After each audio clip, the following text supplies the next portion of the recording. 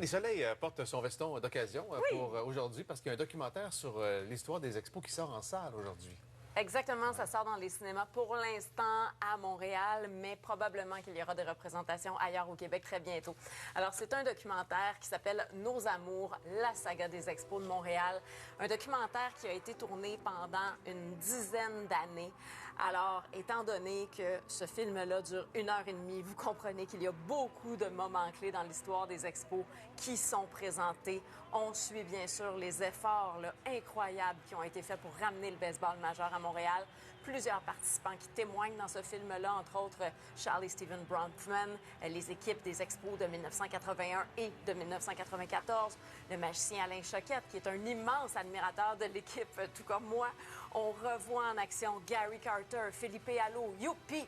Donc, c'est tourné sur une longue période par Robbie Hart, le cinéaste. Pourquoi? Parce qu'il voulait rendre un hommage cinématographique à la ville de Montréal, étant donné que c'est une histoire qui est surtout sociale qu'il tenait à nous montrer dans son film, puisqu'une histoire d'amour qui couvre presque 40 ans comme celle des expos, bien, ça montre le pouvoir rassembleur du sport, à quel point c'est puissant.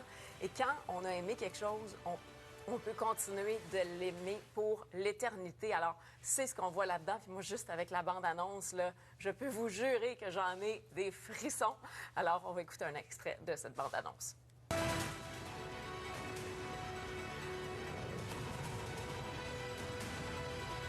C'était vraiment un lien profond.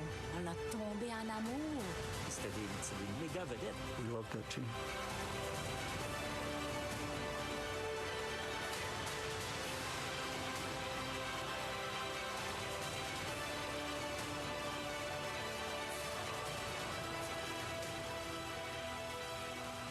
Là, je vous entends vous exciter avec vos souvenirs des expos. Là. Oui, c'est ça. Mon manteau, moi, j'ai tellement aimé les expos. J'allais avec mon grand-père au stade olympique. On a toujours habité à côté. Oui. Mangeais toujours un hot dog à moutarde baseball. Oui. Et ce manteau-là, je l'ai acheté il y a quelques années aux enchères.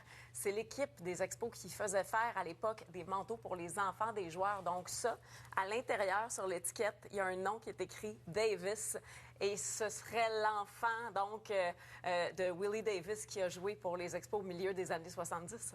Wow! Puis il est encore en aussi belle condition que ça. C'est impressionnant. OK. Moi, j'avais les verres, tu sais, quand tu prenais un gros verre avec la photo d'un des joueurs, ça n'a pas duré aussi longtemps. Là. Après 5-10 ans, il était devenu un peu délavé. Il a fallu s'en départir, mais ça va vraiment aller toucher une corde vraiment sensible. Oui, vraiment. Maintenant, on va parler d'un truc qui est un beau cadeau pour Matt Lang. Là, la popularité qu'il connaît lui permet d'avoir une belle récompense du public. Il a reçu un billet d'or, Matt Lang, remis par la Disque pour souligner les 50 000 billets vendus pour sa tournée More. Matt Lang qui a été surpris hier par son équipe. Il est en train de magasiner des vêtements western dans une boutique et entre des manteaux à franges puis des chemises à carreaux, son billet d'or était caché là. Matt Lang qui réagit en disant qu'il est vraiment choyé. Il n'en revient pas que les gens sortent de chez eux pour aller voir ses spectacles partout au Québec. Il prend rien pour acquis, ça le touche beaucoup. Et d'ailleurs, le 9 mai, il sera en spectacle au Métropolis à Montréal pour présenter son 3e album. On écoute All Night Longer.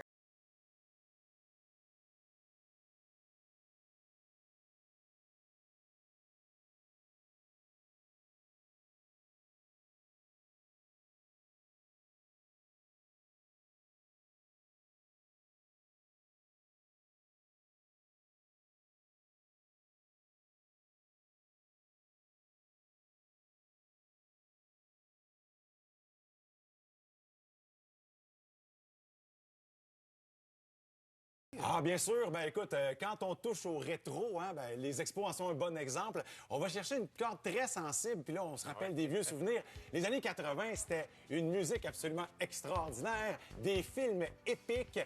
Il y a eu toutes sortes aussi de séries télé. Il y a eu des commerciaux, des produits qui sont très spécifiques aux années 80. Il y a eu aussi l'arrivée aussi des jeux vidéo.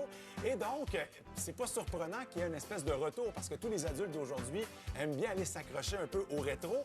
Et là, c'est la compagnie Sky Element qui, eux, font des spectacles de drones qui étaient à Miami à la fin du mois dernier et ils nous ont montré une espèce de making-of de leur production. Et c'était littéralement, avec des technologies d'aujourd'hui, un clin d'œil aux années 80. On peut en écouter et regarder un petit extrait.